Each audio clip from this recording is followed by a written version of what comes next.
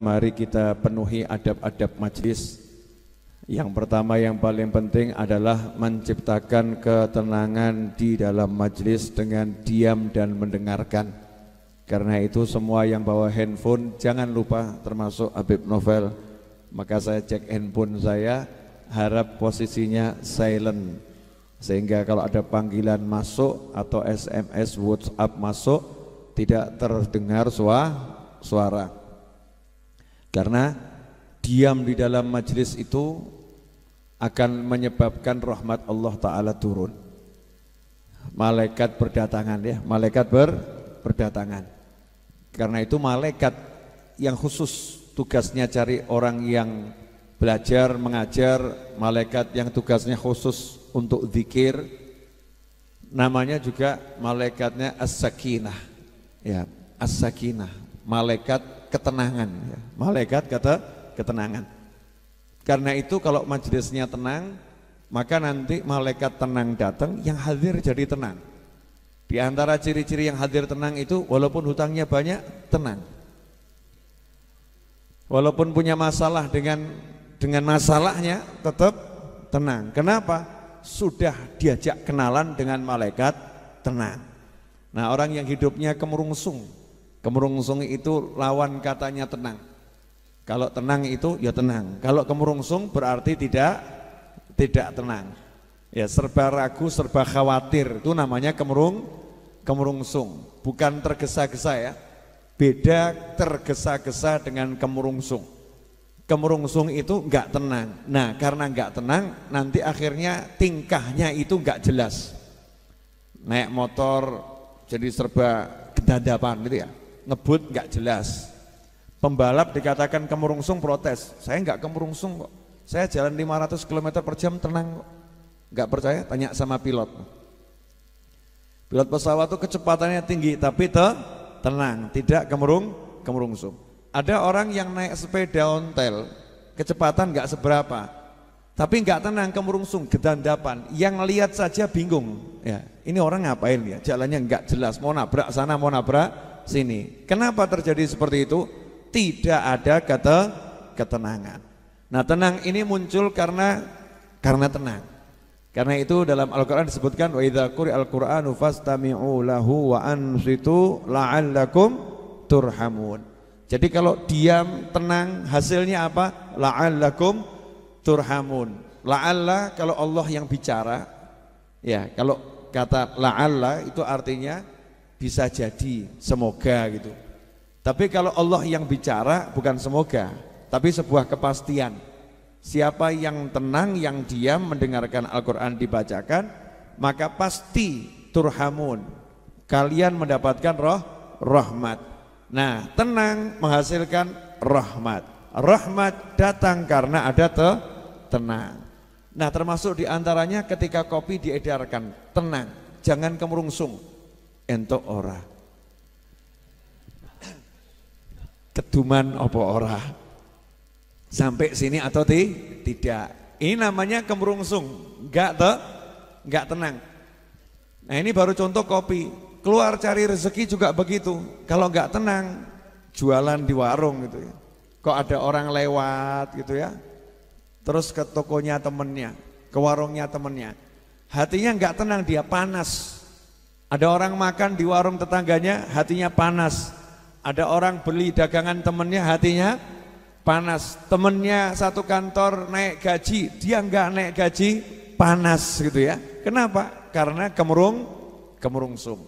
Maka yuk kita minta kepada Allah Ta'ala agar kita bisa jadi manusia yang mutmain, manusia yang betul-betul tenang pikirannya, tenang hatinya, tenang jiwanya, tenang pula langkahnya. Langkahnya tenang bagaimana? Enggak kemerungsung. Repot juga ya nerjemahkan ya. Langkahnya tenang itu enggak kemerungsung. Dicaci, dimaki, dihina, stay cool, tenang dia. Idza khatabahumul jahiluna qalu salama.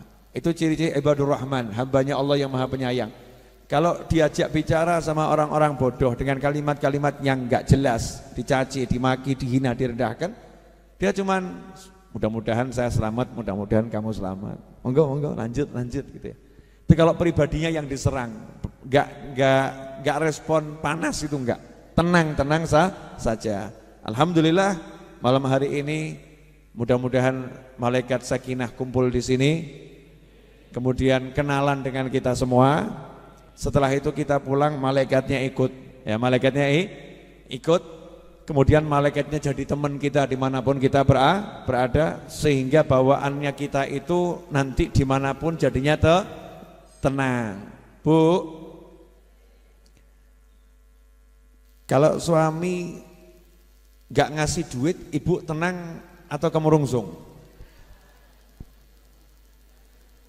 Sambil dincipi yang dapat kopi, tenang atau kemerungsung, Bu?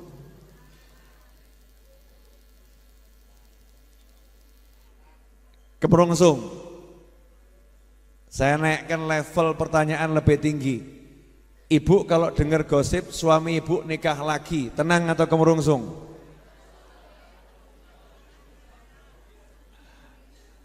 Gosip Bu, gosip. Ibu tenang atau kemerungsung? Jawabannya cukup jelas dari atas sana sambil ngelempar kopi. Kemerungsung Beb ya, kemerungsung gak tenang. Nah ini penyakit yang paling bahaya. Maka untuk menenangkan hati, menenangkan pikiran, menenangkan tubuh sudah disebutkan di Muqaddimah Kitab Arba'in An-Nawawiyah. Muqaddimah Kitab Arba'in An-Nawawiyah ini kalau dipelajari betul, maka insya Allah kita belum bahas 40 hadis udah tenang. Belum bahas satu hadis udah tenang. Kenapa? Karena Imam Nawawi dalam Muqaddimahnya telah mencurahkan pikirannya, mencurahkan hatinya, mencurahkan jiwanya, menitipkan nur ya min anwarih, sebagian dari cahaya jiwanya dititipkan dalam Muqaddimah kitab ini. Ya dititipkan. Sehingga kalau kita paham, kita dapat nurnya ini, Masya Allah, hidup itu mudah dan hidup itu nikmat. Kalau hidup masih terasa sulit buat kita dan hidup terasa tidak mudah buat kita, berarti kita belum kenal Allah Subhanahu wa ta'ala. Kalau kita udah kenal Allah Ta'ala, apapun kondisinya, bagaimanapun posisinya, serumit apapun masalahnya, maka hidup itu mudah dan ringan dan enak luar biasa. Insya Allah lewat lembaran-lembaran dari kitab ini, tiap Jumat kita belajar, kita akan mendapatkan bukti dari apa yang barusan saya sampaikan. Mari kita lanjutkan. Jumat sebelumnya dan sebelumnya masih di masalah minta tambahan. Wa as'aluhul mazida min fadlihi wa karomih. Minta tambahan karunia, tambahan nikmat, tapi enggak mau repot. Minta tambahan nikmat, tambahan karunia, tapi enggak mau repot, enggak mau susah-susah. Usaha iya, tapi enggak mau kemerungsung, enggak mau susah. Dari mana itu? Min fadlihi wa karomih. Dari kedermawanannya Allah dan kepemurahannya Allah Ta'ala. Mintanya dari situ. Ya Allah, udah jangan dihitung-hitung amal saya, jangan pakai nilai-nilai amal saya, pokoknya saya dikasih tambahan. Pokoknya saya dikasih tambahan. Bu, ibu pernah enggak ngenyang barang dengan kalimat seperti ini? Pak, saya tidak mau nawar, tapi tunjukkan kemurahanmu. Pernah enggak Bu? Enggak pernah ya? Saya pernah Bu. Karena kan saya enggak mau nawar, jadi saya cuma ngomong harganya berapa saya bayar, tapi saya pengen melihat kemurahan Bapak. Jadi saya nanti akan ngukur Bapak ini pemurah atau biasa-biasa saja. Tunjukkan kepemurahan Bapak itu. Yang jualan bingung. Iki menungso apa demi itu deh. Kalau enggak ngurangi nanti kelihatan pelit, ngurangi kakean ya rugi gitu kan ya. Terus, wah Pak mohon maaf Pak, saya cuma bisa nguranginya segini. Loh saya enggak nawar, mau dikurangi berapa saya terima, tapi saya pengen melihat kepemurahan Bapak. Nah orang dibegitukan saja malu kok, betul kan ya? Ada rasa malu. Lah ini Allah yang maha kuasa, Allah yang maha pemurah, Allah yang maha kaya. Kita ngomong sama Allah, Gusti ya Allah, saya nggak minta hitung-hitungan karena kalau dihitung ya remuk. Dihitung ya remuk. Hancur kita nih kalau dihitung ya. Saya cuma minta kasih sayangmu, dermawanmu ya Allah, maha pemurahmu tunjukkan kepada saya. Itulah caranya para wali kalau minta sama Allah Ta'ala. Caranya ilmu ngalem. Ya ngalem. Pak, ngalem itu enak enggak? Enak ya, ngalem. Ngalem itu mesti hasilnya enak. Walaupun ditolak tetap enak.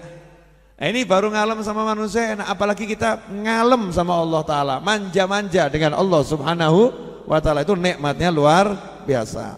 Itu kemarin alinea pertama muqaddimah. Alhamdulillah malam ini kita geser naik kelas menuju alinea kedua.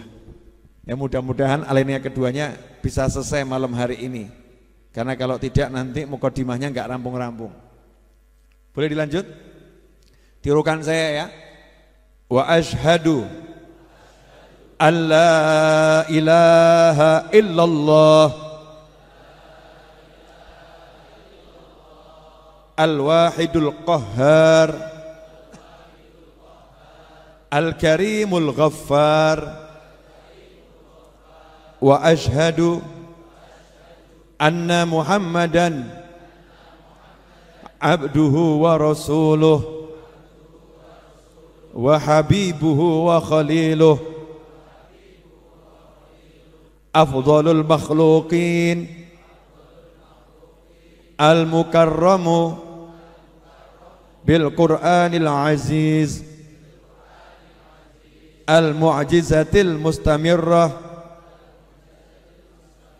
ala ta'aqubis sinin wa bis sunan al-mustanirati lil mustarsyidin al-makhsusu bi jawami'il kalim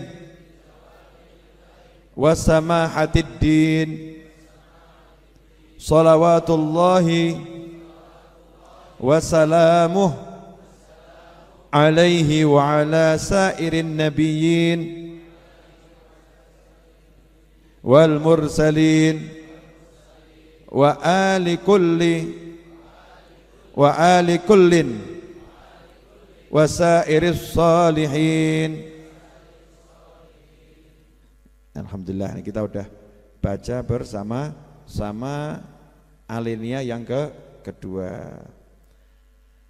Diawali dengan kalimat syahadat tauhid, wa asyhadu an la ilaha illallah. Kalau kita orang masuk Islam itu syaratnya mengucapkan 2 kalimat syahadat. Kalau mengucapnya cuma 1 belum muslim. Ini penting untuk dibahas. Ya, ada orang kok saya yakin sama Allah, saya percaya sama Allah, tidak ada Tuhan kecuali Allah, tapi saya enggak percaya sama Nabi Muhammad SAW. Saya mau nanya, orang yang seperti ini berarti percaya enggak sama Allah? Enggak. Kalau dia percaya sama Allah, dia pasti percaya dengan Nabi Muhammad SAW. Kenapa? Karena Allah yang mengutus Nabi Muhammad SAW. Karena Allah telah memilih Nabi Muhammad SAW sebagai kekasihnya, sebagai makhluk yang paling mulia yang diciptakan Allah Ta'ala, dan seterusnya dan seterusnya. Maka tidak ada kalimat saya percaya sama Allah tapi enggak mau percaya sama Nabi, enggak ada. Kemudian yang berikutnya, percaya sama Allah, percaya sama Nabi. Saya percaya sama Allah, saya percaya sama Nabi, tapi saya pilih-pilih ajarannya, enggak bisa. Kalau udah percaya sama Allah, percaya sama Nabi, harus meyakini dan mempercayai semua ajaran Islam.